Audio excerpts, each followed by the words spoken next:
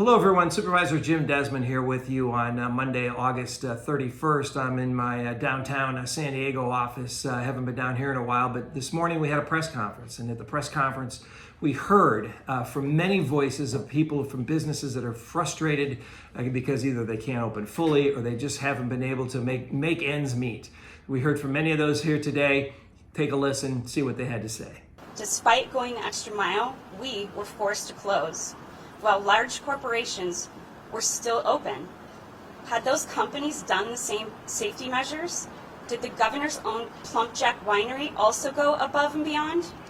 It became obvious to us that the state was playing favorites and small businesses like ours didn't make the cut. We're being very considerate to everyone else in the service industry. I don't know how many of you have worked in the service industry, but it's all about being considerate of everyone else. And we're not being considered here. Instead of the governor coming up with an arbitrary number like 25% capacity, why isn't anyone thinking about, okay, what is it going to take for them to survive? And is that number safe? I feel like we aren't being considered. In March, I had to pull a family, my family, SDCM family, into the restaurant and let them know, you don't have a job. You know, as a leader in my community as well as in my restaurant group, one of the hardest decisions I've ever had to make. A lot of my staff are in college. A lot of my staff have families they're trying to support. A lot of my staff are in this because in the restaurant industry because this is what they want to do, and they can't do it.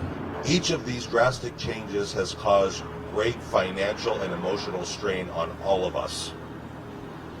The reduction in staff and hours to that staff have created great hardship for all of our employees and their families. Our employees are our family, and our heart is broken for their inability to survive during the past 5 months.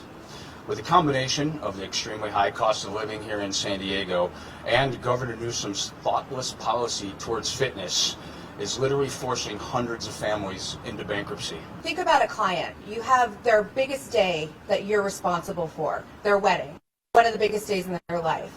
And right now, that can't happen. Events are literally illegal, and my job is literally illegal. Our industry was completely omitted from the San Diego guidelines released this past Friday. The event industry wasn't even listed.